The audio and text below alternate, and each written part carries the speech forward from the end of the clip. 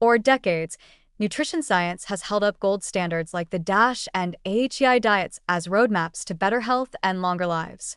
These models, rich in fruits, vegetables, whole grains, lean proteins, and healthy fats, have been linked to everything from lower blood pressure to longer telomeres. But here's the awkward truth. The data behind these diets has largely come from non-Hispanic white, middle to upper income populations. Which raises the obvious and overdue question: do these dietary patterns translate equally well across racially and ethnically diverse populations? Or have we been using a one-size-fits-all ruler in a world full of different culinary tapes? The evidence so far suggests a bit of both. On one hand, healthy dietary patterns do appear broadly beneficial across populations. On the other, the way those benefits show up and the ease with which different groups can follow these diets varies considerably, influenced by structural inequities, cultural preferences, and even genetics. Let's start with the DASH diet, originally designed to lower blood pressure. It's been tested and recommended across racial groups, especially because hypertension disproportionately affects Black adults in the United States. And in clinical trials, DASH does reduce blood pressure in Black participants, sometimes even more dramatically than in whites. But real-world adoption is where things unravel. Cultural food traditions, availability of ingredients, cost barriers, and low representation in intervention design all undermine adherence and long-term impact. It's not that leafy greens and low-sodium choices don't work. It's that they're often inserted into diets without cultural translation or contextual support. A similar pattern emerges with the Alternative Healthy Eating Index, AHEI.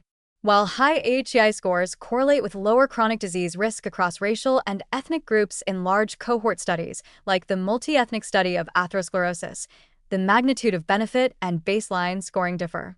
For example, Asian American populations tend to score higher due to greater fish and vegetable intake, but lower dairy consumption can unfairly penalize them under traditional scoring models.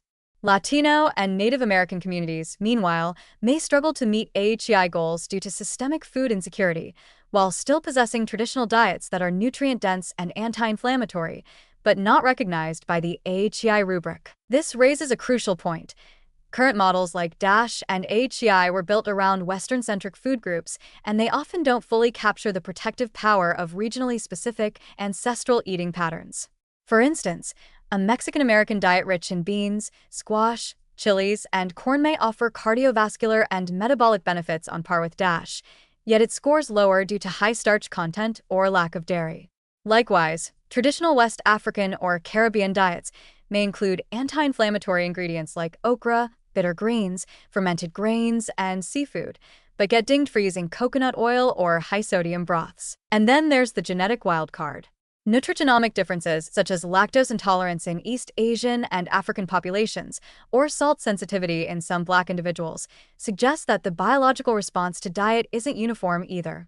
For example, one-size sodium guidelines may underestimate the benefit of salt reduction in Black communities, while overestimating dairy's benefits in groups with high lactose malabsorption. This matters, not just scientifically but politically, because dietary guidelines shape institutional food systems, insurance incentives, and public health campaigns. What we're left with is a research gap that's less about debating whether healthy diets work for everyone, they generally do, and more about whether we're measuring, modeling, and recommending them in a way that honors the diversity of human biology and culture.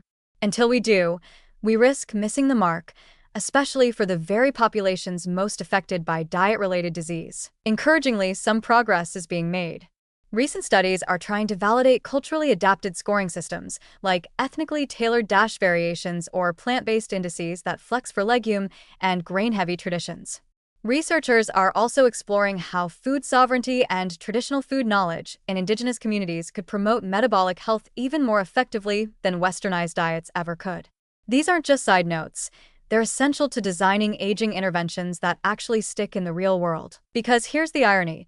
Some of the longest-lived and healthiest populations, like the Okinawans, Nicoyans, and traditional African rural populations, never followed DASH or AHEI diets. They followed their own ancestral diets, rich in fiber, seasonal plants, fermented foods, and healthy fats, long before epidemiologists gave them a name. Our job now is to recognize those patterns, validate them with modern tools, and amplify them, rather than retrofitting everyone into a dietary model that may never have been built for them in the first place. So yes, healthy diets support healthy aging in all bodies, but the path to that diet needs to fit the map people are already walking, not the one we've handed out in a vacuum. We don't need to reinvent the wheel, we just need to remember that wheels can roll differently depending on the terrain.